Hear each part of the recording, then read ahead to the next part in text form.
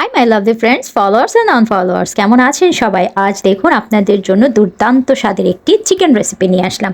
প্রথমে আপনারা যে মশলাটা দেখতে পেলেন সেটাতে ছিল আপনার স্টার অ্যানিস একটা, দারচিনি ছোট্ট একটা টুকরো, আর ছিল লবঙ্গ, আর ছিল আপনার এলাচ। এটা হচ্ছে একটা সিক্রেট স্পাইস, ওটাকে গুঁড়ো করে আলাদা করে রেখে দিবেন। এইটার জন্য কিন্তু এই ডিশটা প্রিপেয়ারের জন্য এই সিক্রেট স্পাইসটা লাগবে। আমি এই জন্য একেবারে গোটা মশলাগুলোর ফুটেজও আপনাদের সঙ্গে শেয়ার করেছি যেন আপনাদের বুঝতে প্রবলেম না হয়।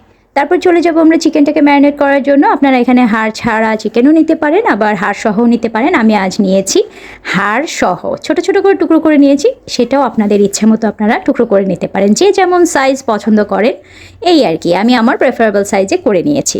তারপরে এটাকে ভালো করে ম্যারিনেশনে যেতে হবে, কারণ আমার যেটা মনে হয় যে কোনো ডিশ প্রিপেয়ারের জন্য ম্যারিনেশনটা অনেক বড় একটা ভূমিকা প্লে করে থাকে। তো এই তো দেখতে পেলেন যা যা স্পাইসেস আছে, একদম গরম মশলা থেকে শুরু করে sauce, soya sauce, oyster sauce, সব কিছু উপকরণ দিয়ে, চিলি পাউডার, তারপরে যে আমি স্পাইসটা রেডি করে রেখেছিলাম সেটা থেকে অল্প কিছুটা দিয়ে দিয়েছি, জিরা গুঁড়ো, গরম মশলা গুঁড়ো, এভরিথিং দিয়ে একেবারে লেবু দিয়ে ভালোভাবে এটাকে ম্যারিনেশন করে নিলাম। এটা যদি ওভারনাইট আপনারা ম্যারিনেট করে রেখে দিতে পারেন সেক্ষেত্রে কিন্তু অনেক বেশি ভালো রেজাল্ট আসে।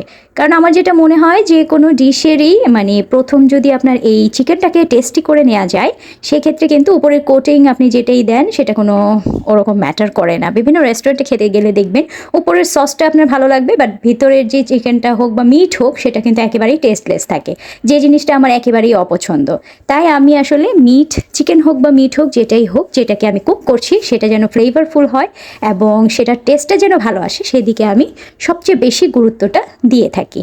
তো এই তো ওভারনাইট ম্যারিনেটের পরে আমি লাঞ্চের জন্য করছিলাম প্রিপেয়ার এটা। তারপর বের করে নিয়েছিলাম, বের করে নিয়ে সেইটার মধ্যে আবার কিছুটা কর্নফ্লাওয়ার দিয়ে দিয়েছি। কর্নফ্লাওয়ার এবং ময়দা দুটো একসঙ্গে করে হালকা করে কোটিং করে নিলাম, আর দিয়ে দিয়েছিলাম হাফটুকু ডিম।